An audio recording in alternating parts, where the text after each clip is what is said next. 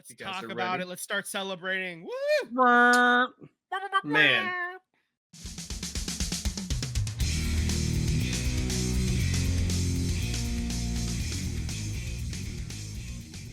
3 times in 3 years, Wrexham has been promoted and is going to the Champion League.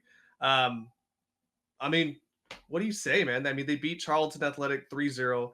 This Yeah, next game is never play a all the doubt. reserves, play everyone in the farm system you want to. No need to play any of the big name starters. You don't Right. want them to get hurt. So going Yeah, into next season, never a doubt. They scored in the 15th minute. And then 3 minutes later, as I was like getting my shoes on to go out the door to help my dad with something, Sam Smith. Sam Smith scores in the 18th minute, and then he gets another one just for good measure in the 81st minute as well.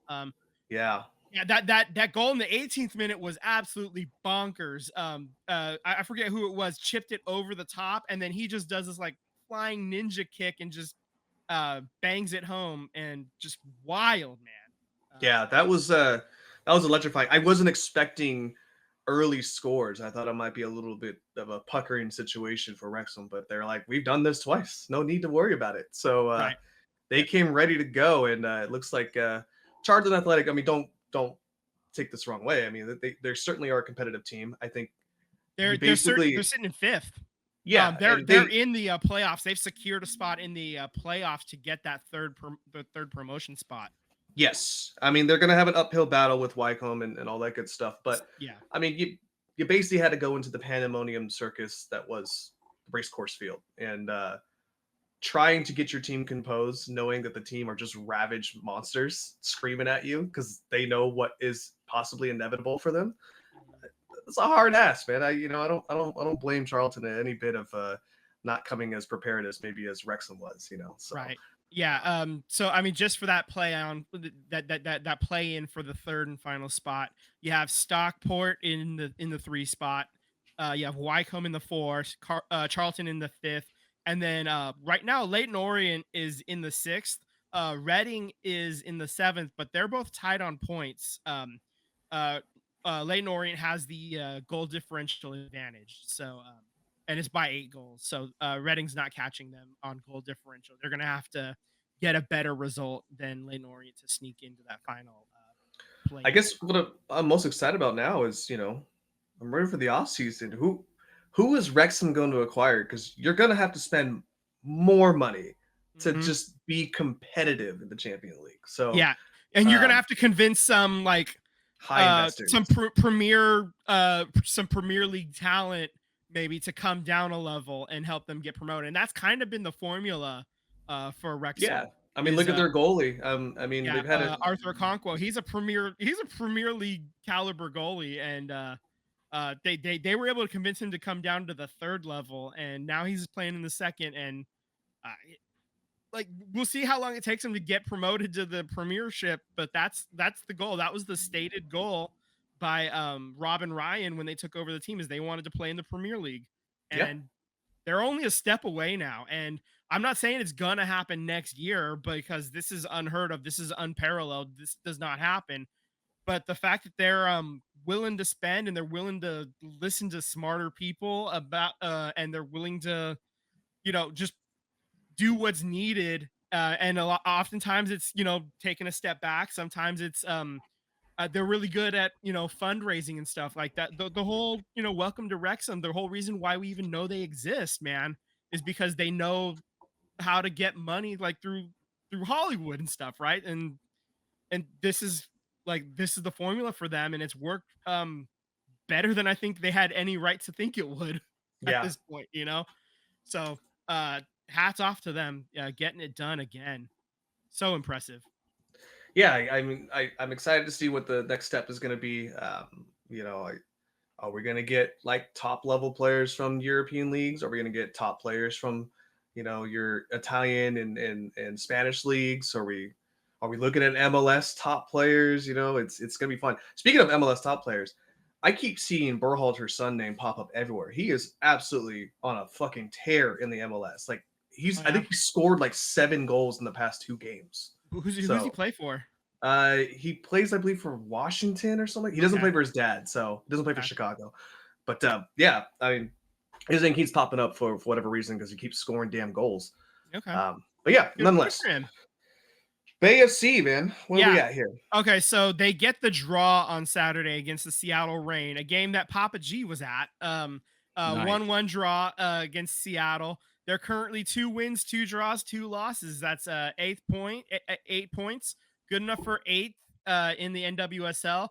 Fun fact, um Seattle is also 2 wins, 2 draws, 2 losses, and they've done it in the exact same order as well. Like they started the season with the draw, and then they get it then they get the let's see, it was the win and then 2 losses and then the win and then they both draw against each other. So I think this was a very fitting outcome, and they're actually tied on goal differential at 0. So technically Bay FC and Seattle Reign are both tied for 7th right now. So that's fun.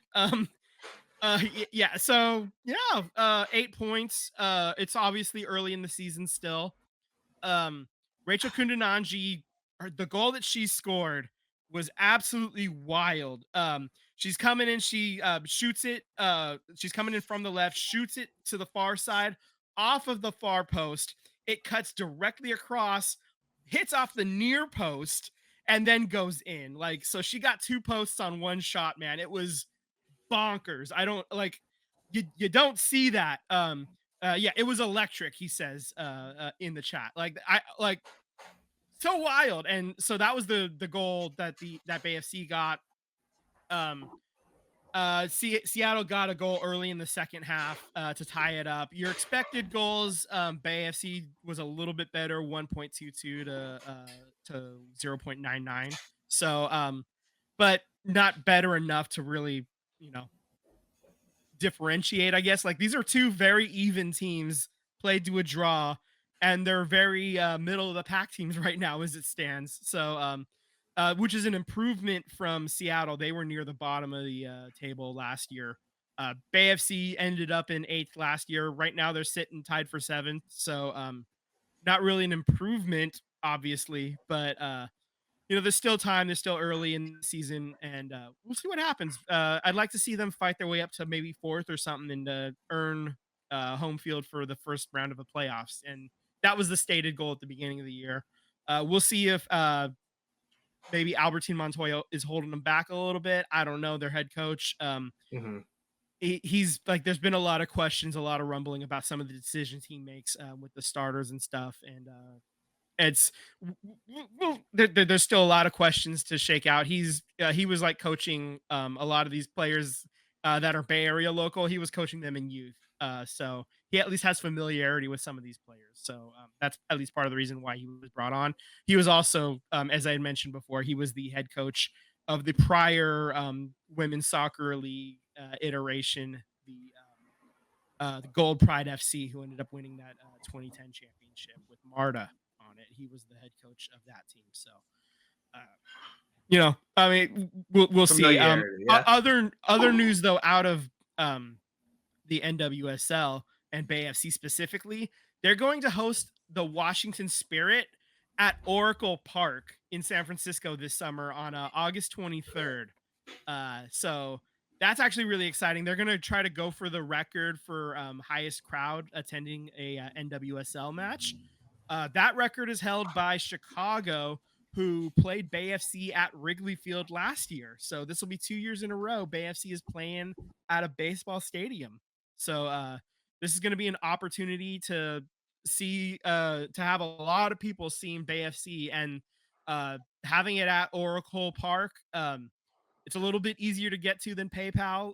You do have, you know, if you're coming from San Jose, going, you just ride up the train. If you're coming from the East Bay, obviously you can take BART or you can take a ferry over there or something, and then walk. And that's fine. That's probably what I'll end up doing because I don't want to pay for parking in San Speaking of, Francisco. you just made me think about it. So they're trying to sell out Oracle. Mhm. Did you guys see what the Savannah Bananas did? No, what? They sold out Clemson's football stadium of Yeah, 87,000 people. Shit. all that. Shit. Oh, damn. They That's just wild. over the weekend, man. This is So crazy. cool. Yeah. Anyway, yeah. One last note from the NWSL. They submitted an application to US Soccer to form a second division. They're aiming to launch the second division in 2026, and it's to kind of help develop rising stars and a development path for coaches and referees as well.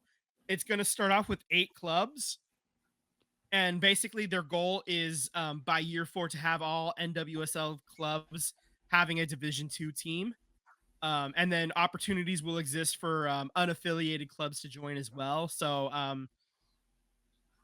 yeah, you might see some other clubs join the second division league as well. So your Doesn't initial oh, doesn't Oakland's women they play in the USL women's league, so uh it's so they separate.